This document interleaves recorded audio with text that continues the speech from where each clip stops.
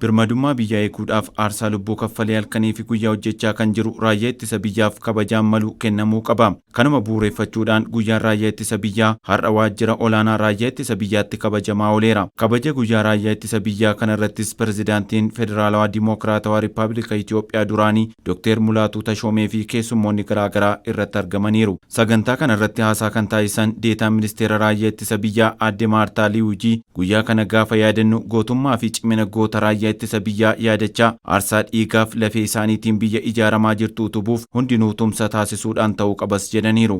ሰራዊታችን ለህዝባችን የከፈለውን guyyaan kun guyyaa itti raayyaan ittisa biyyaa biyya isaatiif gatii kanfalee kan lammiileen biyyattiitti yaadachuudhaan kabajaniidha. Dabalataanis guyyaan kun kan kabajameef fuulduraaf raayyaa ittisa biyyaa sochii isaa keessatti biyya itti fufsiisuudhaaf kan itti qophaa'uu fi kan itti of ijaaru ta'uusaa guyyaa itti waadaa seenuudha. ቃል የሚገባበት ቀን ተደርጎ ይታሰባል። Birmadummaan biyyattiis aarsaa gootonni kunniin kaffalanii fi deeggarsa lammiileen biyyattii taasisaniin eegamuu Aadde Maartaan himaniiru.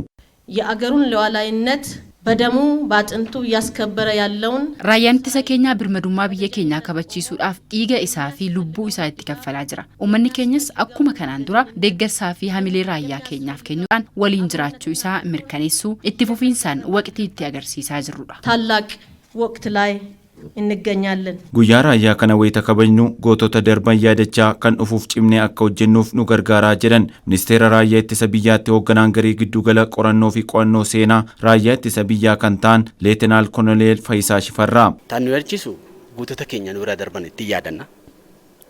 Isaan darbisan yaadachuudhaan immoo gara fuulduraatti loltuun keenya akka cimuuf ijaarsa biyyattii irratti gahee guddaa akka taphatuuf loltuun loltuu duwwaa odoo hin ta'in hanoomishuus han teknoolojii jijjiirus kana waan ta'eef ciminaan isa amma jiru kana cimsinee deemuudhaaf an darbe kana yaadachuun keenya dirqama ta'a jechuudha.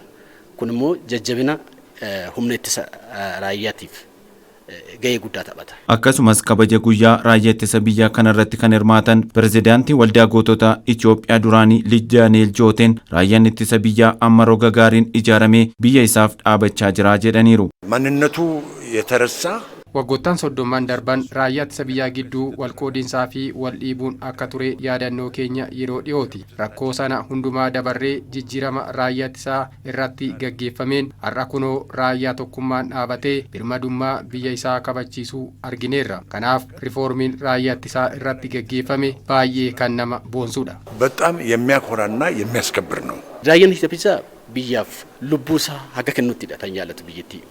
Maaliif lubbuu caalaa tan jaallatamu hin jiru. Raayyaan ittisa biyyaa lubbuu isaatti dabarsuudhaaf waadaa galee tan lolatti hirmaatu jechuudha. Biyyattii eeguudhaaf, biyyattii ijaaruudhaaf, biyyattii jijjiiruudhaaf qorra aduu odoo hin jedhin diina barbadeessuudhaaf biyyattiin tokkummaa isheetiin jabeessitee akka jiraattuuf cimina guddaadhaan ammas har'as gahee guddaa taphachaa jiru. Raayyaan ittisa biyyaa alaabaa biyya isaa kabachiisuuf dirqama itti kenname sirnaan baataa jira. Dirqamni itti gaafatamummaa raayyaa ittisa biyyaa biyyattii diinarraa eeguudha inni guddaan.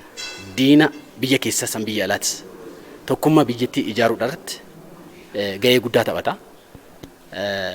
Dirqamni isaa biyyi tasgabboofte akka jiraachuu fi eenyumtuu akka ishee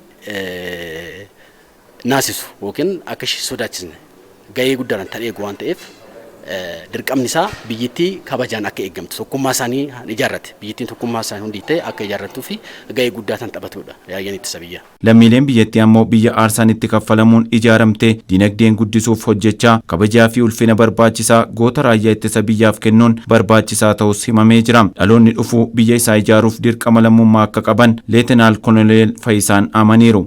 Dhaloonni dhufu biyyattii kana tokkummaa isaa jirattee akka jiraatuuf gahee guddaa taphachuu qabu. Gahee guddaa taphachuu kun loltummaa duwwaa miti. Teknooloojiidhaan, oomishummaadhaan gahee guddaa taphachuu qabu. Biyyi tun biyya guddoodha. Biyya umrii dheeraa qabdu waan ta'uuf gahee dhaloonni dhufu dhiira durba odoo hin jedhin gahee isaanii taphachuu qabu. Karaa hojii isaanii hundaan jechuu barbaadetan. Waltajjicha irrattis kitaabni fuula 360 qabu haala duula birmadummaa kabachiisuu irratti xiyyeeffate qubeelaa ibiddaa jedhamu afaan Amaariffaan barreeffamee guyyaa kana sababeeffachuun eebbifamee jira.